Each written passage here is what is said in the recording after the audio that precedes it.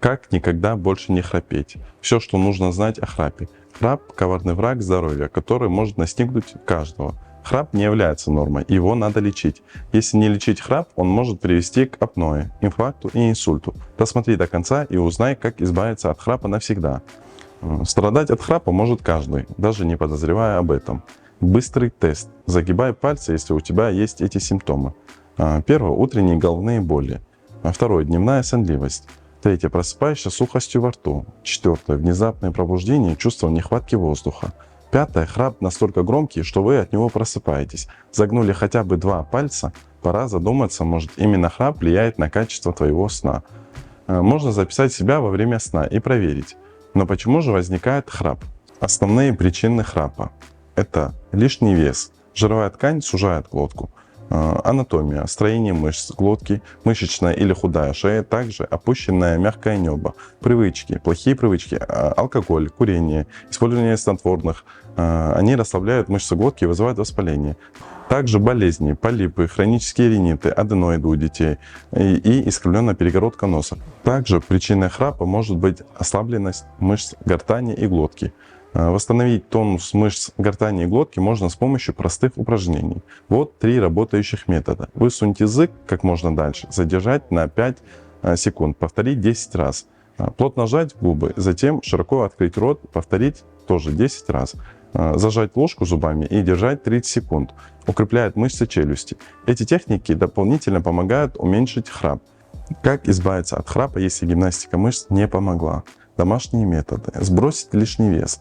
Минус 5 кг могут помочь. Увлажнять воздух. Сухость раздражает слизистую оболочку горла и отекает. Не пить алкоголь и не курить за час перед сном. Также необходимо выбрать правильное положение головы во время сна. Не стоит ее сильно запрокидывать или сильно загибать.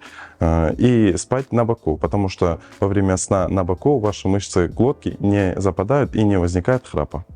Если все вышеперечисленное вам не помогло, тогда есть медицинские методы лечения. Первое – специальные капы. Удерживает язык в правильном положении. Второе – СИПАП-терапия. Создает давление воздуха, помогает дышать. Третье – операции. Если есть проблемы с перегородкой носа, или миндалинами, или опущено мягкое небо, или что-то мешает, допустим, аденоиды, полипы в носу, операция помогает их удалить и освободить место для попадания воздуха. Если храп сопровождается частыми остановками дыхания, апноэ сна или постоянной усталостью, самолечение не поможет. В этом случае нужен специалист. К методам диагностики храпа относится полисомнография, исследование сна, при котором определяется точная причина храпа. Как отличить обычный храп от опасного? Ответьте себе на несколько вопросов. Тест на опасный храп.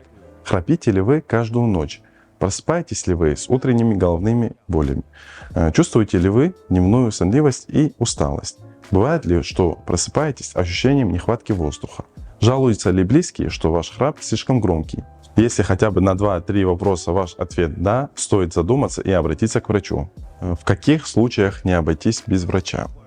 Если ваш храп сопровождается частыми остановками дыхания, повышением давления, головными болями по утрам, сильной дневной сонливостью и когда вы чувствуете постоянную усталость, то обязательно запишитесь к врачу для правильной диагностики и назначения эффективного курса лечения.